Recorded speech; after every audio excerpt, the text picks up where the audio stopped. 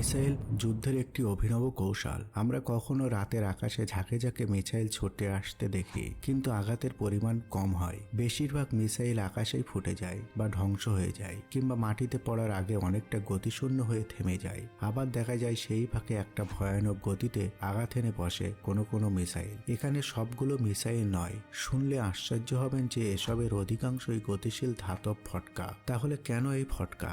একটি মিসাইলের ভিতর অনেকটা সামনের দিকে অনেকগুলো ছোট ছোট বোমা সেট করা থাকে। এগুলিকে ওয়ারহেড বলা হয়। ধরুন 10টি ওয়ারহেড আছে একটি মিসাইলে, তার মধ্যে 8টি ধাতব ফটকা বা ফাঁকা ফটকা, বাকি দুটো প্রকৃত বোমা থাকে।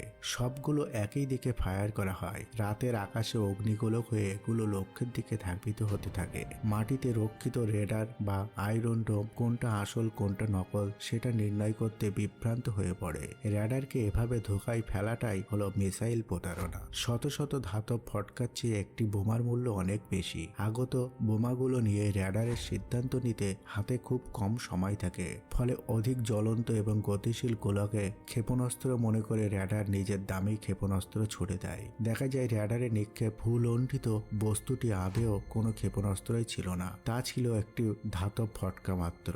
এই ফটকার পেছনে $1 বিলিয়ন দামি ক্ষেপণাস্ত্র নিক্ষেপ করে অর্থনৈতিক ক্ষতির মধ্যে পড়ে যায় দেশটি। আমরা আকাশে এগুলোকেই বেশি মাত্রায় দেখি। রেডার বা আয়রন ডোমকে এসব ফালতু বোমা ব্যস্ত রাখে নিজেদের ধ্বংস করার জন্য। ফাঁক দিয়ে তাজা বোমাটি দ্রুত গতিশীল হয়ে লক্ষ্যে আঘাত আনে। ইরান বা ভারত পাকিস্তানের যুদ্ধ কৌশলে আপাতত এই পদ্ধতিটার প্রয়োগই বেশি হয়েছে। একটা মিসাইল দেখতে যেমন হালকা স্লিম আর গতিশীল, এর ভিতরের গঠন তেমনি জটিল ও পরিকল্পিত।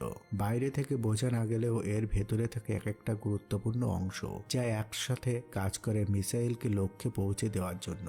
সহজ ভাষায় বলতে গেলে মিসাইলের ভিতরে প্রথমেই যেটা থাকে সেটি হচ্ছে নোজকোন বা সামনের মাথা। এই অংশটা সাধারণত অনেক ধাতু বা শক্ত বস্তু দিয়ে তৈরি করা হয়, যাতে বাতাসে ভেদ করে বেশি গতিতে এগোতে পারে। নোজকোনের পেছনে থাকে সিকার বা গাইডেন্স সিস্টেম। এটি হলো মিসাইলের চোখ, যা শত্রুর টার্গেট কোথায় আছে সেটা খুঁজে বের করে এই সিস্টেম। কারো গায়ে ইনফ্রারেড বা তাপ থাকলে সেটা ধরতে পারে। কেউ রেডার দিয়ে সিগন্যাল পাঠালে সেটাও বুঝতে পারে এই সিস্টেম। এরপর থাকে নেভিগেশন সিস্টেম। এটি নির্ধারণ করে যে মিসাইল কোন পথ দিয়ে যাবে।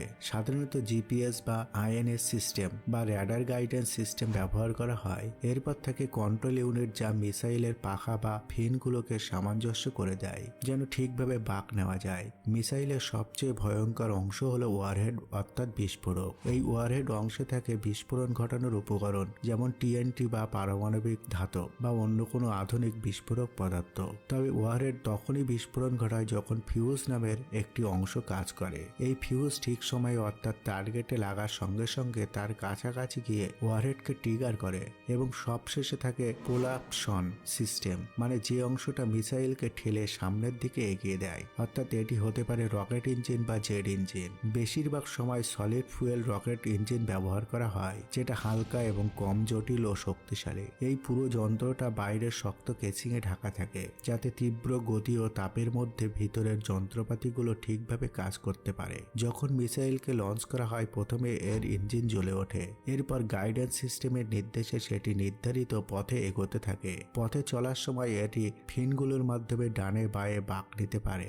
একবার লক্ষ্যবস্তু ঠিক পেলে সেটি সোজা গিয়ে আঘাত করে কাছাকাছি কোনো স্থলে। একটি মিসাইল কেবল শুধু এক টুকরো ধাতব নয়, বরং এটি বহু প্রযুক্তির সমন্বয়ে তৈরি এক বুদ্ধিমান অস্ত্র, যা নির্ভুলভাবে আঘাত হানার ক্ষমতা রাখে। এরপর আসি, মিসাইলে যদি পারমাণবিক বোমা থাকে তাহলে কি হবে?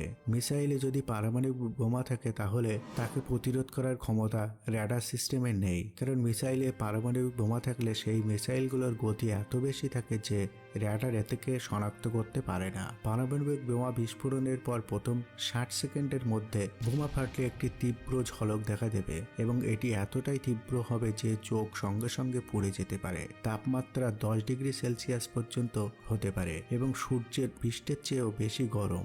বিস্ফোরণ কেন্দ্রে যা কিছু থাকে সব বাষ্পীভূত হয়ে যায়। মানুষ, ঘর বাড়ি, গাড়ি সবকিছু ধূলিসাৎ হয়ে যাবে এবং একটি বিশাল আগুনের গোলা তৈরি হয়, যা দ্রুত আকাশে ছড়িয়ে ছড়িয়ে পড়ে এবং 1 থেকে 2 কিলোমিটারের মধ্যে যা কিছু আছে তা সম্পূর্ণ পুড়ে যাবে। 5 থেকে 10 সেকেন্ডের মধ্যে শকওয়েভ নির্গত হবে এবং বাতাসের শক্তিতে বিল্ডিং দেয়াল ভেঙে যাবে এবং মানুষ অনেক দূর ছিটকে যাবে এবং 3 থেকে 4 কিলোমিটারের মধ্যে কানের পর্দা ফেটে যেতে পারে এবং শ্বাস নেওয়া অসম্ভব হয়ে উঠতে পারে।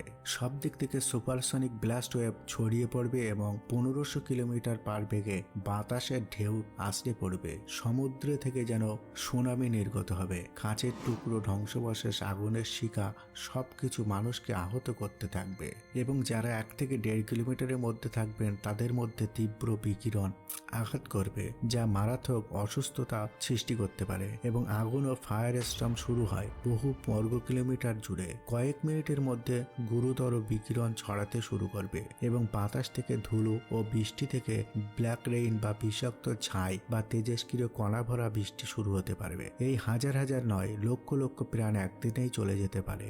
এর প্রভাব বছরের পর বছর ধরে থাকবে। হিরোশিমা নাগাসাকিতে যে বোমা বিস্ফোরণ ঘটেছিল পারমাণবিক, সেখানকার মানুষ এর অভিজ্ঞতা থেকে বলা যায় যে তারা বলেছে প্রথমে আকাশে মেঘ জমেছিল, এরপর মেঘের থেকে ফোঁটা ফোঁটা বৃষ্টির মতো আকারে গ্যাসীয় পদার্থ বা তেজস্ক্রিয় কণা ঝরতে শুরু করে এবং সেগুলো যেখানেই পড়তে থাকে সেখানে অ্যাসিডের মতো সবকিছু পুড়ে নষ্ট হয়ে যায়।